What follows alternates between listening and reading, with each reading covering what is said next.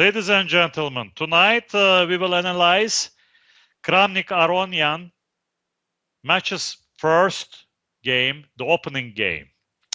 And this game, it turned out to be decisive, which is very interesting. You know, in this level, well, not all the time you have these decisive games, especially in the opening game, because people plays it a little bit more cautious than they used to be. And in this game, okay, the first move is knight f3. We call it the red opening. But this opening is always bound for transpositions.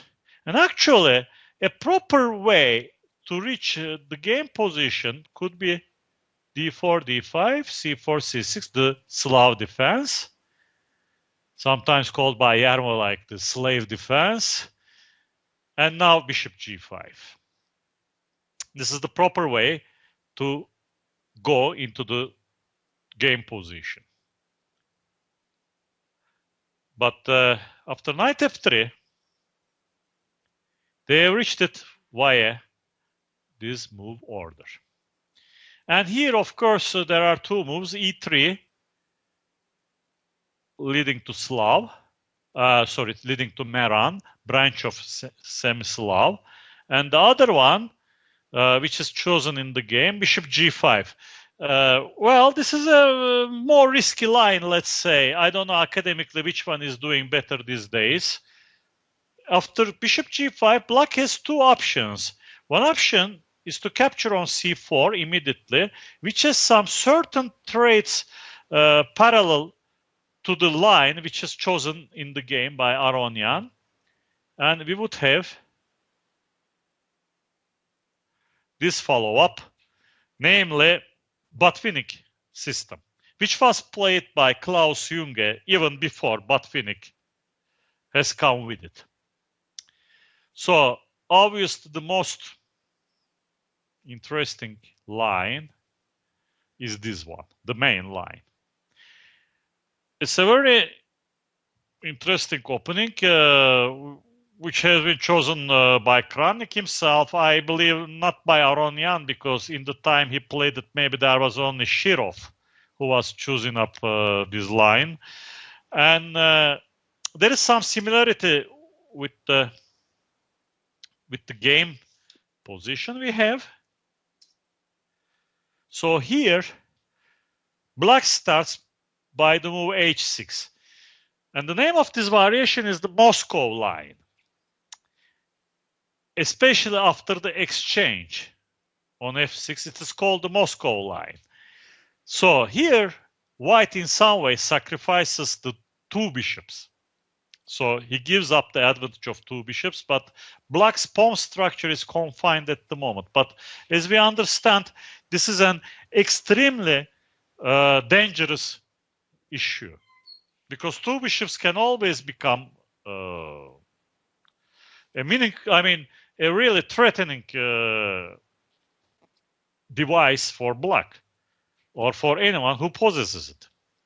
So if you go one move back, there is this other system which is called the anti-Moscow. It almost leads to the same position of Botvinnik, where, as you may remember, b5 will transpose the game into the Botvinnik line, but black pushes first g5 and then pushes b5. This way, black has won a pawn, but white has some ample compensation for it. A logical follow-up leads us into this position, where there are some moves like knight e5 or h4 or even queen c2, which is very popular these days, I assume. But it's another game. Today, Kramnik didn't want to sacrifice a pawn. Well, it fits to this expected game strategy in the opening game of a match. Because, as we said, I believe in this game, he wanted to play a little bit more cautious. So, let's go back to the game position. Here he has chosen the Moscow line.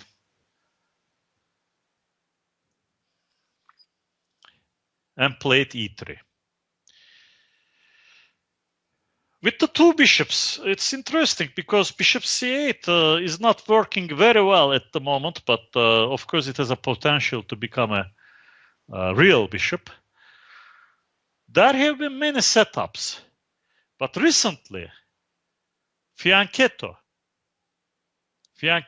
the king's bishop became an important line. Everybody does this. They have practically given up other continuations. And in this game, Aronian has chosen knight d7, like many people do, but also direct g6 has some subtle points. And many times there are interesting transpositions.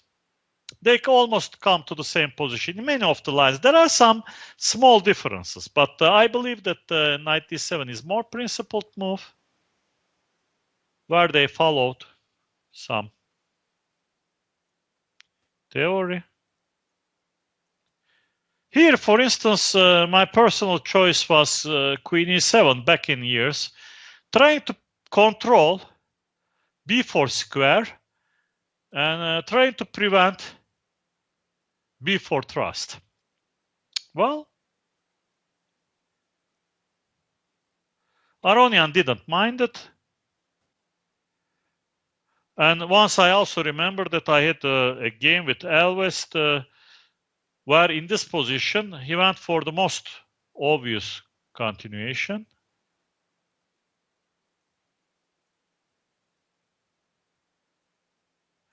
We had an interesting game, ups and downs, ended up as a draw. But these days they really believed that there is some equality in this position. After all, the presence of opposite colored bishops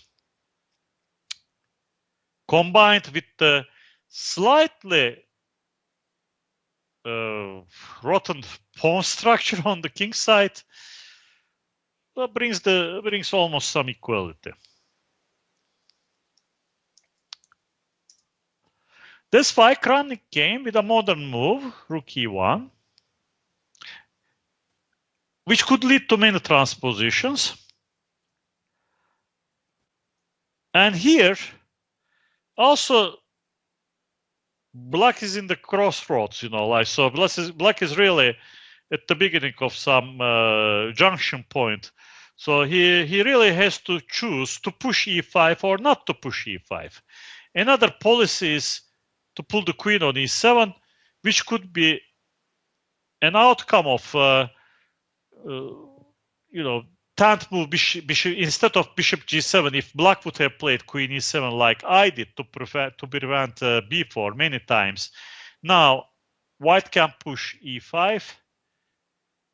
And we get an interesting position where black has many options, always connected with the bishop on c8. So there are moves like rook b8, b5, or b6. All led to some more or less equal game for black. But a choice is a choice, and Aronian, in my opinion, plays the most direct move. e5. So what is the idea behind this small move rook e1? Since white could have done it even skipping this move, but white's idea could be seen in this particular line. Here, after d5, Aronian has chosen rook d8, but if he would have played bishop g4, rook e3, was the backbone of Kramnik's variation. This way, he really protects f3. Well, it makes black unable to produce a double pawn on f line. Aronian started with rook d8. Still, white played rook e3 to use this rook on the third rank. came b5. I was a little bit surprised. These days the theory advances quite quickly. There is one game among top women players, since my wife is also a top woman player, that from time to time I show interest to their games. So Gunina played with elder sister Muzichuk, and this was the continuation of that game. But Aronian seriously got prepared for this position, and he had an improvement. I believe that improvement came not over the board, but in his preparation, because when they punched the same moves, Gunina and Muzichuk did, here he played the more logical move, Queen e6. In this position, Muzichuk has chosen Queen d6, which is a strange move after all, because now White has taken on d7. Something parallel to the game, like Rook d7, Queen c2, Bishop b7, doesn't really work because of Rook d1. Now, with d5, Knight d5, very well protected. Here it really doesn't matter to possess two bishops, because knights are really strong. And in the game, even after Black has chosen Bishop d7, White achieved upper hand. Right away upper hand with Knight d2. And it's really difficult to understand the purpose of this move. I don't know if Kramnik was himself prepared for this line, but here Aronian played the obvious move, Queen e6. There is no real fork on c7 because, well, once you take Queen c6, it's two bishops against the rook. It's a little bit more than two light pieces when you have two bishops. It's a better side of it. So White has to take on d7. Black takes with the rook. And okay, now, we have a difficult position because c4 is weak. But on the other hand, White cannot establish a good protection over Knight d5. So they had to exchange Black c pawn for White's e pawn. Came a couple of logical moves. And came this endgame, which is no picnic for White. Because, okay, we all know that one of the main issues in this game of chess is bishop against knight. And we all know that bishop is a slightly better piece than the knight in the ending, especially in open type of positions. Okay, here, it's not a very typical position, but still Black has some edge. So White has to neutralize this edge. First of all, I believe that Kramnik was a little bit down in this moment because, in this opening match, okay, you want to be cautious, but now already around move 20, you have to defend with White. I don't know, maybe he was a little bit rusty. Things didn't develop like, he expected. After a pair of natural moves, I believe he played in this position a more or less, I would really call it a mistake. G4, I really don't like. He has an idea, he wanted to exchange as many pawns as he can do, but it really didn't work. It's a quasi-positional move, G4. But in this position, I believe that he had to bite his lips and he had to start some defensive like Rook e2, Rook 3 e2. And after f5, he had to go Knight d2. The only way to deal with the bishop for a knight is to clinch itself into some posts. So here, if black plays e4, white has knight c4. And if black plays rook c8, well, then white protects himself against e4 push. So I believe that this way white comes closer to the equality compared to the game, because from this moment on, a real fight of survival started for Kramnik. And he couldn't succeed at the end. So he pushed g4. I mean, his idea is obvious. After f5, he would have hit on both of these pawns, which would allow some exchanges. And you see that he made a rupture in black's pawn structure, which Aronian obviously didn't like. So he played king h7, which is a good preparatory move. There is no way back, thought Kramnik. He pushed g5, came the exchange, and instead he ripped apart his own pawn structure. So he had to continue in the same way, and probably hoping for some tactical pell-mell with h4, f6, like knight e4 at some moment, f6, knight e4, king g7, and okay, maybe rook a3. White may get something in this type of positions, but Aronian was careful enough. He avoided such complications. I believe from this moment on, he played really very, very efficiently. Rook b8 played. They had these pawn exchanges Kramnik wanted, but with one exception, white has lost a pawn.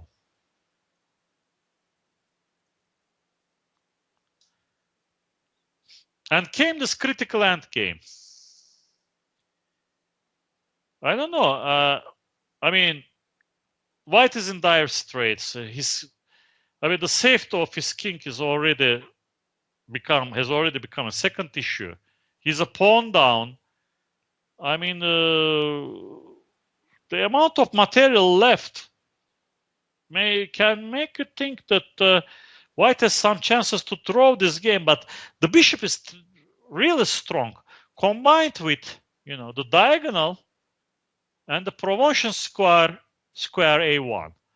I mean, this is really a very difficult position for white. I don't know if it could be defended. Well, obviously white could have done better in the game. I mean, because he blundered at some point, but it's really very unpleasant to play with white. So they played first knight h4 and rook f4, which is a strong move, because the idea is that in case of knight takes g6, rook g4 check comes. And after knight takes g6 in this position, bishop d4 check comes, and after king h1, rook ff2. This is game over. All of a sudden, white is getting checkmated. There is no perpetual, nothing. He has to really resign. This is another good point, that when g6 becomes untouchable, or really, white cannot win it, then this position has become even more difficult, because now the knight started to have to go on offside squares. So they played a couple of logical moves.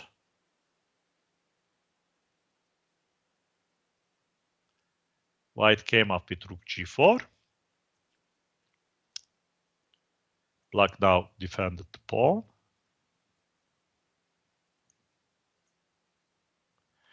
And okay, so white has threatened black king a little bit, but here obviously black had to go to the queen side, which he did, because there is not a real escape on the king side. That he has to put his bishop in a bad square, and we don't want to get pinned in such positions. But there is no real danger on the other side. Once he establishes his position, White's king and the passed pawn will talk. And now comes the notorious 40th move in a different way. I mean, Kramnik had some time, but being serious the worse, he really forgot about the threat. I believe that something he could have done was most likely discontinuation, trying for some perpetual trying to get something out of here. Probably here, to come first rook b7, king there to come back, trying to squeeze this king. But I think everything is illusionary. If black pushes a5, then he will have sometimes this bishop b4 option, and I don't know why. Not only black is a pawn up, also there is a dangerous. It's a dangerous pawn, and also an attack on the king is in the air. So, I would believe that Aronian would have won the game, but it would make him to sweat a little bit. So instead, a very bad move, a real blunder came by Kramnik, who simply ignored the threat of g5. Now, things are really very simple because, okay, he went knight g6, the only square for the knight, and if this equalizes the material level. But on the other hand, when Aronian played bishop d6, he really had to resign.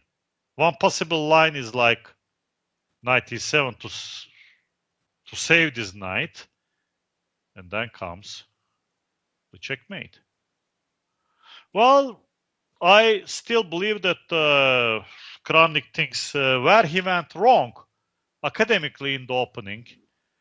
I don't know, the bishop against the knight, the bishop versus the knight issue is always a nightmare for us, for the professional chess players, because in good hands, in such endings, this becomes a big difficulty. I would just want to return to this position. I really don't like g4. This was really the bad part out of it. And you can say, is it 4 still here? Not really, maybe, but it was a bad game for the first one for Volodya Kramnik, but maybe later we will see what happens in this short match. He may be able to change the things, or Aronian will continue with his good form. He played impressively well. Okay, that was all for today. Bye.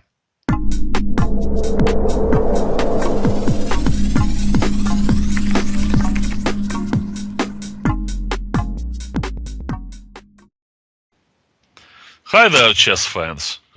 With today's New in Chess trivia question, where during our Game of the Day coverages, you can win a 1-year subscription to the award-winning Dutch magazine New in Chess.